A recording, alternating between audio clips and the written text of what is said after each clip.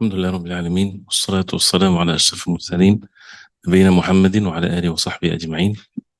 We continue inshallah ta'ala with the Tafseer of Surah Qaf, and hopefully inshallah the first two verses that we took are clear and it's easy to memorize inshallah. And before we continue inshallah, I just want to make sure that it's clear that nothing should stop a person from learning if he has the means to learn.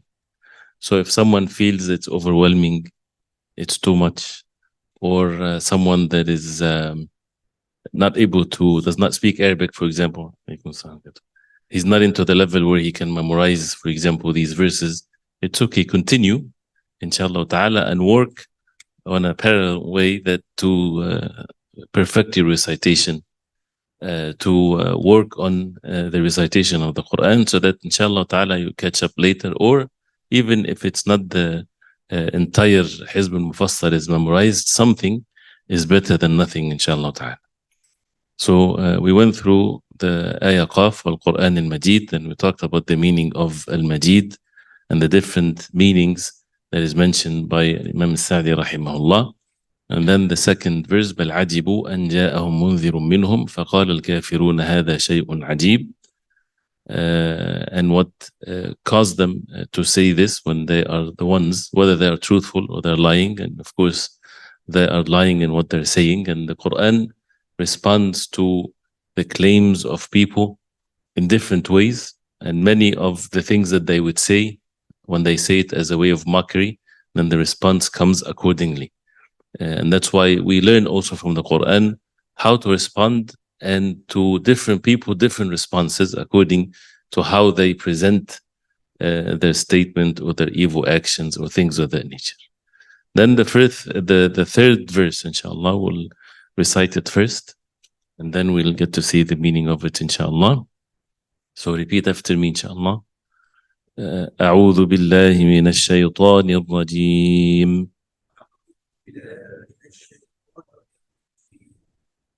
أإذا متنا وكنا ترابا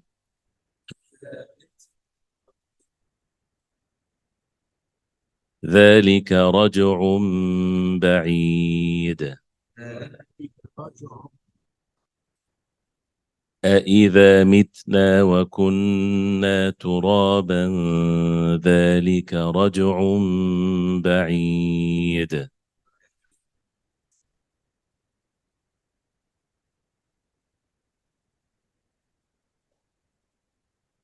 أإذا متنا وكنا ترابا ذلك رجع بعيد.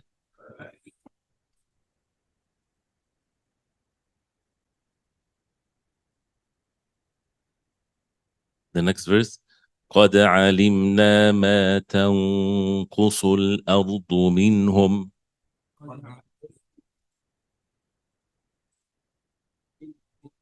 قد علمنا ما تنقص الأرض منهم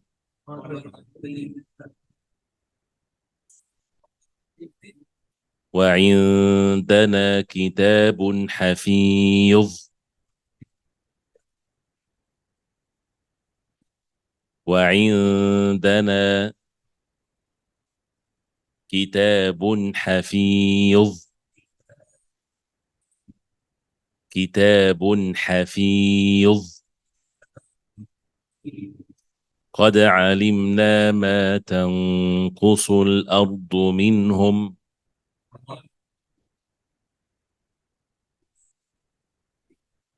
وعندنا كتاب حفيظ.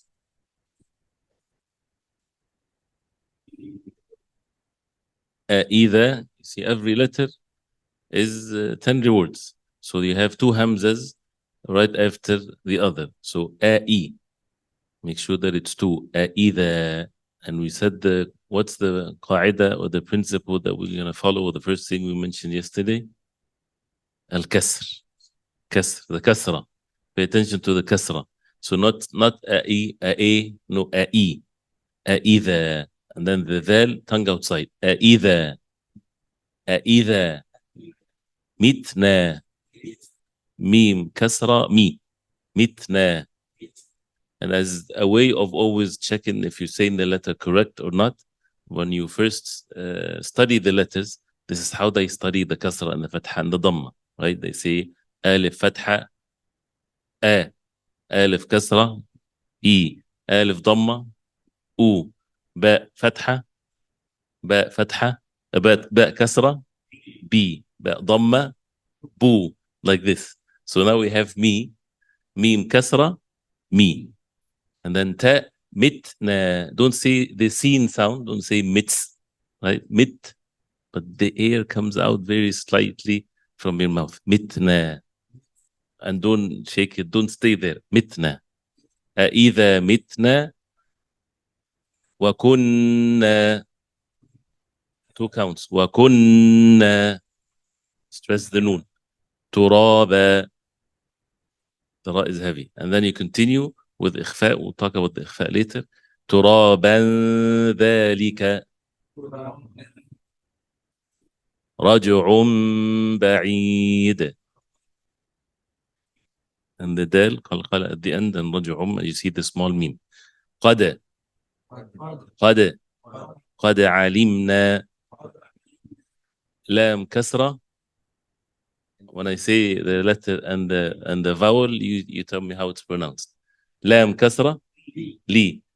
علمنا. قد علمنا ما تنقص الأرض منهم وعندنا كتاب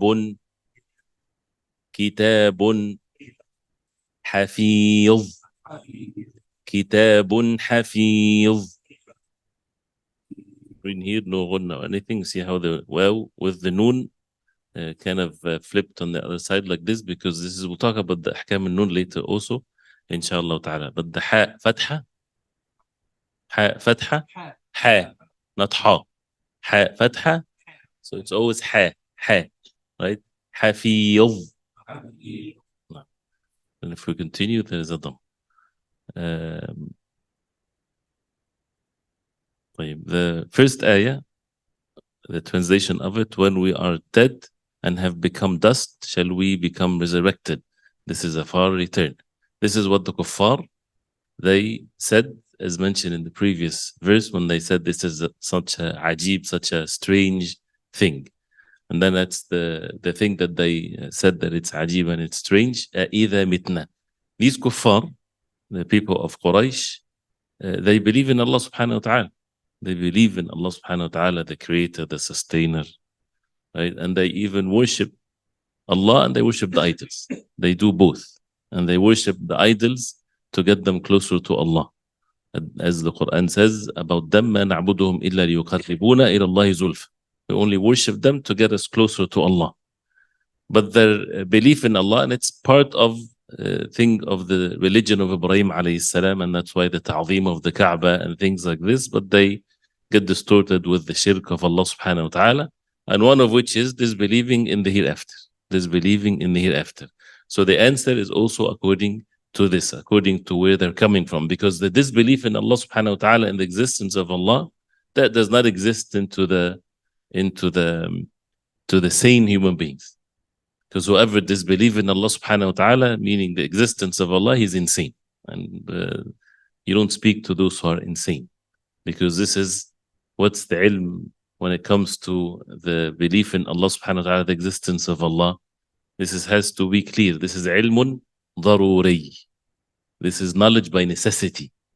You don't need evidences for something that is known by necessity. Right? Something known by necessity, you don't need an evidence for it. You don't ask what's the evidence that there's sun rays or it's light. It's by necessity. Right? So this is ilmun daruri, knowledge by necessity. And we can discuss that inshallah ta'ala later, but this is ilm daruri. That's why the Quran does not bring this many times in the Quran. Because this is anyone that has even the slightest amount of thinking, it's all desires and stubbornness and things like this.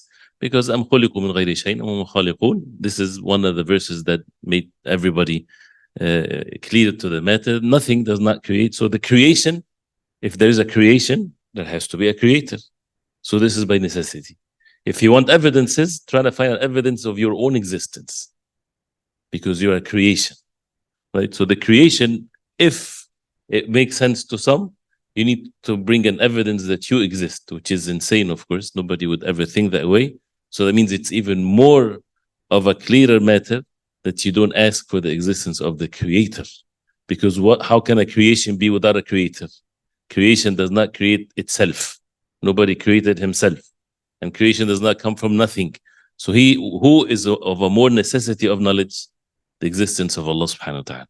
That's no questions. All the reasons that Sheikh Hussein Tamir rahimahullah, when he talked about this issue of at-tasalsul, the infinite regress of things or whatever, he said that evidences is always in the things that is creation, till it reaches where the point where the evidences comes from it. It does not go beyond it.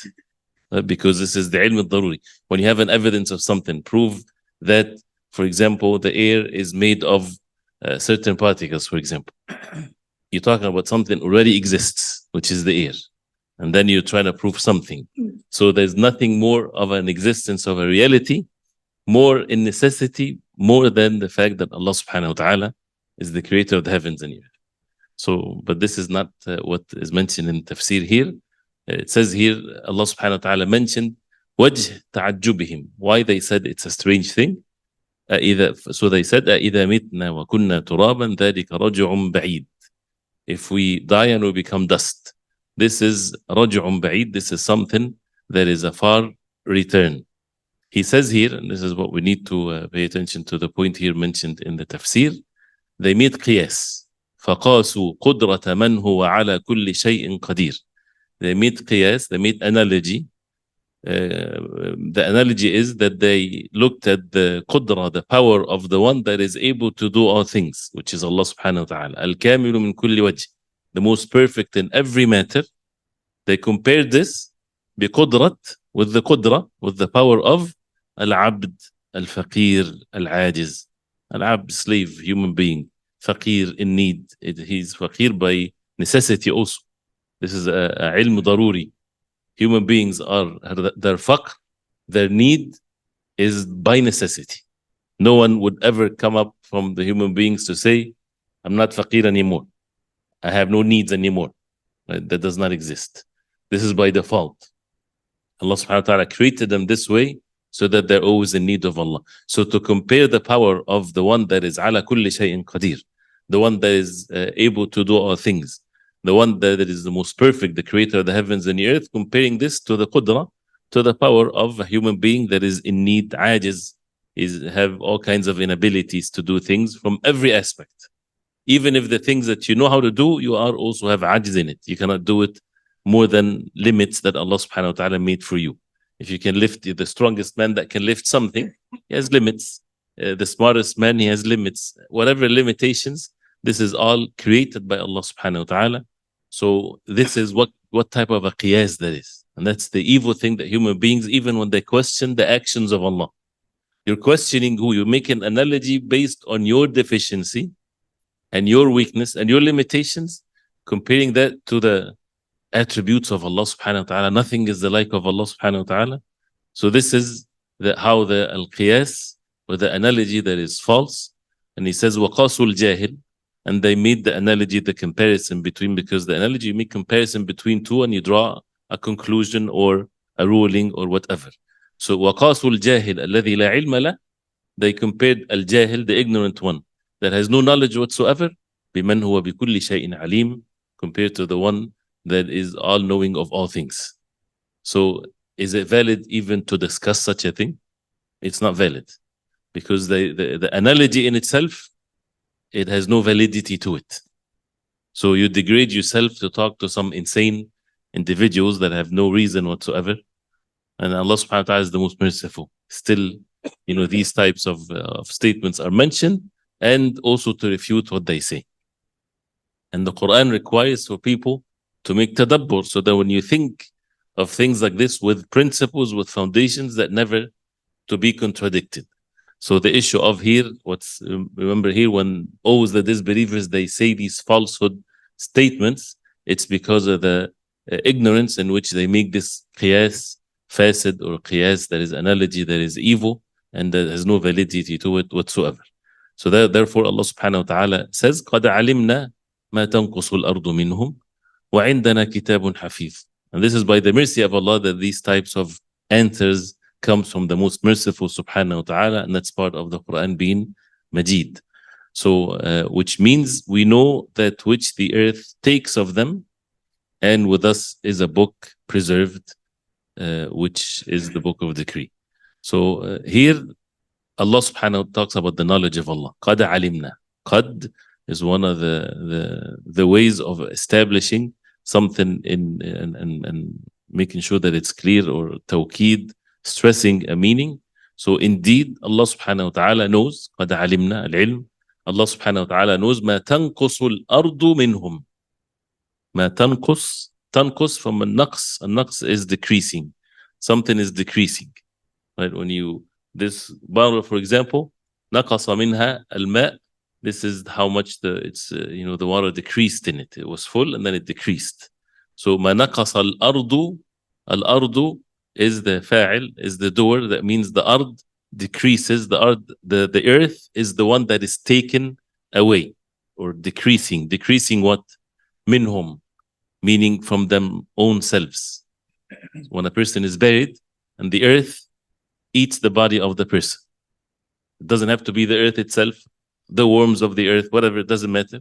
But Allah subhanahu wa ta'ala knows when their bodies decays, the smallest unit of decrease that Allah knows, even know more than beyond what we know. All of that is in the knowledge of Allah. In every decay that happens, not on a daily basis or an hourly basis, in every whatever minute amount of time that we do not even know, Allah subhanahu wa ta'ala has the knowledge of it. But see how it's presented. قَدْ عَلِمْنَا مَا تَنْقُصُ الْأَرْضُ مِنْهُمْ. Al-ard is a creation of Allah, and Allah subhanahu wa ta'ala commands the earth for it to take from the bodies of the people, or to cause the decay. This is all by the decree and the command of Allah subhanahu wa ta'ala. He created it this way. And if Allah subhanahu wa ta'ala will, the earth would not take the flesh or the body of those who are buried, one of which is the prophets of Allah. Inna Allah harram al-ard. See the words, Inna Allah, as the hadith of the Prophet alayhi salatu wasalam, Allah forbade, haram, for the earth, and ta'kula ajsad al-anbiya. It's haram for the earth to eat the bodies of the prophets. So the same earth, Allah subhanahu wa ta'ala commands it. Every person, the earth, Allah subhanahu wa ta'ala created it in such a way that it takes the bodies of the people, and it's by the command of Allah. And Allah subhanahu wa ta'ala will for the earth not to take the bodies of the prophets, or those who Allah subhanahu wa ta'ala chose by the wisdom of Allah. And it doesn't mean that if someone is buried, and righteous man or anything like this, and then after 10 years they open the grave and they find that his body decayed and it's only bones, is that a bad sign? Of course not. That's the norm. And if someone's body is preserved, nothing when it comes to the actions of the people. It's not something that people would worship the grave, for example, a good sign to show the power of Allah subhanahu wa ta'ala. Maybe sign is one thing, but to make a decree or a ruling, it's a completely different thing. And it shows the power of Allah subhanahu wa ta'ala. And whether it's different types of the earth, whether it's depends on the nature of it and how fast it decays or how not fast it decays, all of that is by Allah subhanahu wa ta'ala. But see how the precise meanings of that is mentioned here. قَدْ عَلِمْنَا مَا تَنْقُصُ الْأَرْضُ مِنْهُ. So the ard is creation of Allah, and it does not do anything except by the command of Allah subhanahu wa ta'ala. And also, as he says here, قَدْ الَّذِي يَعْلَمُ مَا تَنْقُصُ الْأَرْضُ مِنْ أَجْسَادِهِمْ مُدَّةَ مَقَامِهِمْ فِي بَرْزَخِهِمْ. The amount of time that they stay in their barzakh, which is between the death of the person till the day of judgment. All of that. And there's still some, as the Prophet ﷺ said, when the body decays, except ajab, الذنب, which is the tailbone of the person, Allah subhanahu wa ta'ala knows best where is it and where it's buried with every single human being. And in the day of resurrection, when Allah subhanahu wa ta'ala send that special rain that people would be given life after death, they will be resurrected from the earth from the time of Adam alayhi salam till the day of judgment. So every single human being from the time of Adam alayhi salam till the day of judgment, they're all present on the face of earth. They didn't go anywhere. They did not vanish. There's something of them present in the earth, and in the day of judgment, Allah subhanahu wa ta'ala will cause them to be resurrected. So the time that they stay and how much of their body decays, and he says, وَقَدْ أَحْصَى فِي كِتَابِ الَّذِي هُوَ عِنْدَهُ مَحْفُوظٌ عَنِ التَّغْيِيرِ وَالتَّبْدِيلِ. All of that in the book with Allah subhanahu wa ta'ala. وَعِنْدَنَا, and with us, كِتَابٌ حَفِيظ. Kitab is a book. حَفِيظ, that means is having this hifz or preserved. Everything is preserved in it. Which is here, what is the kitab that is preserved? Is the kitab في اللوح المحفوظ, which is al-qadr of Allah subhanahu wa ta'ala. Everything is preserved, is recorded in al-lawh al-mahfuz. The first thing that Allah subhanahu wa ta'ala created is al-qalam, the pen, and he commanded the qalam to write everything that is going to happen till the day of judgment. So no change in it. كل ما يجري عليهم في حياتهم. Whatever a person is when he's alive, when they die, when they're going to die, and where they're going to be buried, and how the earth will eats their flesh, or how they're going to decay, all of that is recorded. So the recording is not just some general things like this. There's nothing happens, whether we know it or beyond what we know, unless it's recorded by Allah subhanahu wa ta'ala in the book of decree. And why? Because the knowledge of Allah subhanahu wa ta'ala encompasses everything. And that's why he says, وَهَذَا الْإِسْتِدْلَالِ, this evidence, بِكَمَالِ عِلْمِ, because of the perfect knowledge of Allah subhanahu wa ta'ala, وَسَعَتِهِ, and the spaciousness of that ilm, this knowledge, that no one can encompass it.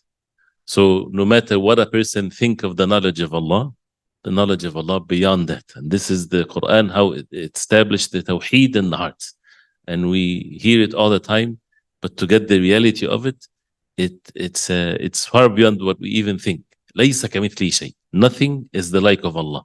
Just it's beyond one's mind to think of how everybody decays and everything is recorded. How can that be recorded? And it's all recorded by Allah subhanahu wa ta'ala. And what is decayed in what, how fast and how slow, and things of that nature. And this is just in one aspect of it. So, and if something like this, then the power of Allah subhanahu wa ta'ala for them to be resurrected is nothing. إِنَّمَا أَمْرُهُ إِذَا أَرَادَ شَيْئًا أَنْ يَقُولَ لَهُ كُنْ فَيَكُونُ. That the command of Allah subhanahu wa ta'ala, if he wills something, that for it to be, and it becomes. There's no limitations, there's no difficulty and things of that when it comes to the creator of the heavens and the earth. So وَعِنْدَنَا كِتَابٌ حَفِيظٌ. And that's why whoever has this reality, then the next verse will be clearly explained. And if you don't mind, we'll take the third verse, but you don't have to. I mean, the amount of verses of the week is not going to be much, inshallah. But just to complete the context here, the next one, بَلْ كَذَّبُوا بِالْحَقِّ لَمَّا جَاءَهُمْ.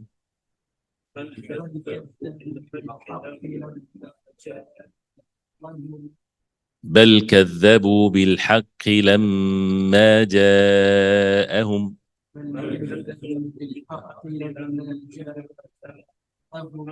فهم في أمر مريج.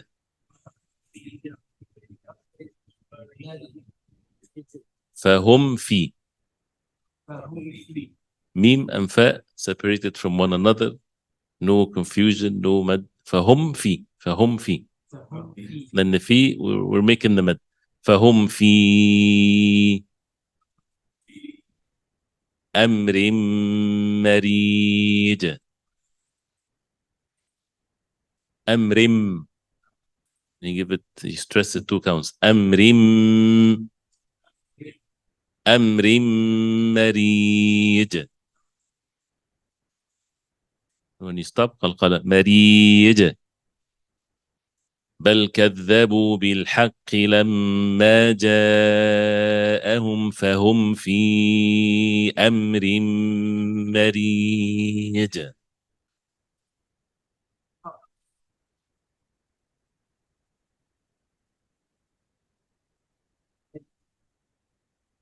حاء فتحة، حاء، حق، not حاء، حاء.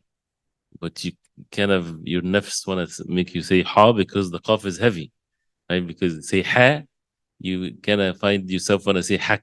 No, حق، حق. بل كذبوا بالحق. It's easy because the haq, the qaf has a kasra, so you don't have to go back and make it heavy. بل كذبوا بالحق لما جاءهم فهم في أمر مريج.